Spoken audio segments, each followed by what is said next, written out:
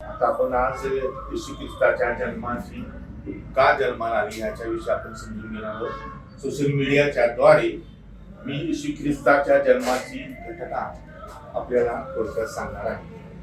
Emmanuel म्हणजे Emmanuel हे नाव येशू ख्रिस्ताला का देण्यात आलं हे आपण आता आज ख्रिस्त जन्माच्या दिवशी आपण समजून घेणार आहोत. येशू हा स्वतः देवाकडे जाण्यासाठी आपली मास्टर किल्ली म्हणजे सगळी किल्ली हा येशू ख्रिस्त हा एकमेव हा इमॅन्युएल हा मास्टर किल्ली आहे.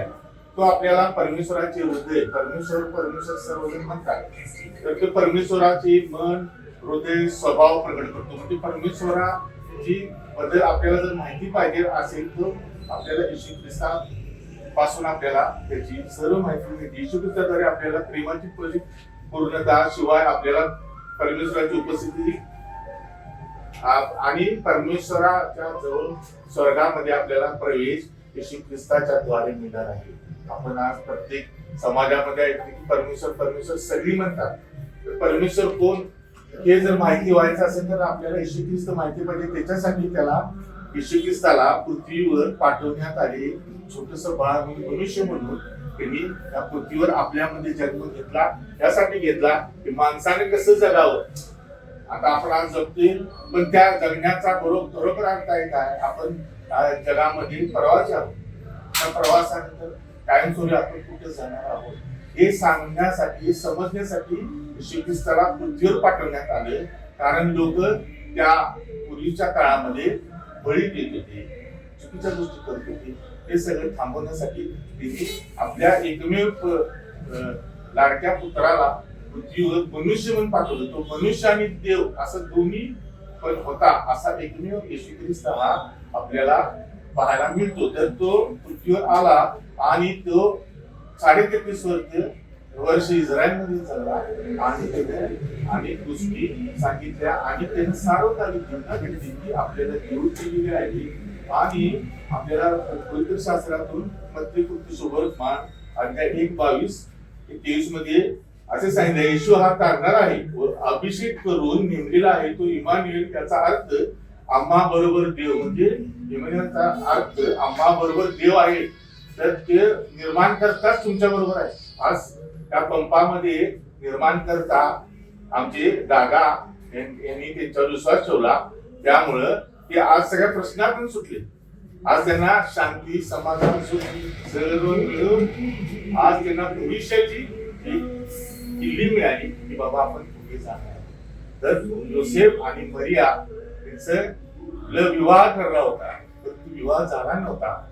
आणि पवित्र आत्म्याच्या द्वारे कुमारी मरियेच्या पोटी येशू ख्रिस्त जन्माला येणार ही गब्रिएल देवदूताने संदेश मरियेला सांगितला.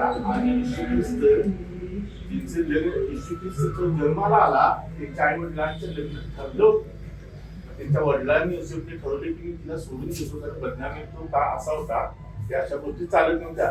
परंतु पवित्र आत्म्याच्या द्वारे पवित्र असा येशू ख्रिस्त पृथ्वीवर आला आणि तो बेथलेम या गावी मोठ्या जन्माला आला. साधा आणि सामान्य माणूस, परंतु आज बघितलं तर तो राजा होता. तो देवाचा कोपरा होता. आज इतके राजे होऊन गेले पण येशू ख्रिस्ताचं राज्य अजून सुरू आहे आणि ते आज तो पुन्हा येणार आहे आणि त्याची ओळख लोक जगाला व्हावी म्हणून त्यांना येशू ख्रिस्ताचा जन्मदिवस म्हणून नाता साजरा केला जातो. आता आपण बोलतो पवित्र सेनाधीश परमेश्वरा, आज नाताळच्या दिवशी आमचे बंधू आशिष यांच्या जी सेवा आहे त्यांची त्या सेवेमध्ये आम्ही तुमची उपस्थिती आम्हाला माहित आहे. तुम्ही उपस्थित आहात. आमचे हे सर्व भाऊजन एकत्र जमलेले आहेत. हे सेवा करतात, समाजाची सेवा करतात, एक प्रकारची देवाची सेवा करतात आणि अनेकांच्या जीवनामध्ये आनंद निर्माण करतात. जसा परमेश्वर आनंद नाताळ सण आम्हाला दिला, येशूबा आम्हाला दिला, तसंच आनंद ह्या सर्वांच्या कुटुंबामध्ये आजपासून यावा. शांती सुख समाधान या प्रत्येकाच्या कुटुंबामध्ये यावं. या पंपाला भरभराटीमध्ये न्यावं. अनेकांच्या गरजा भागवणारा पंप हा कायमस्वरूपी परमेश्वर आणि प्रकाश, जो प्रकाश तुम्ही आहात, त्या प्रकाशामुळे ह्या पंपाची भरभराट व्हावी आणि जमलेल्या प्रत्येक भावाच्या जीवनात सुख, समाधान, शांती, त्याचबरोबर सार्वकालिक जीवनाची देणगी देऊ करून ताना त्याच्या गोडाने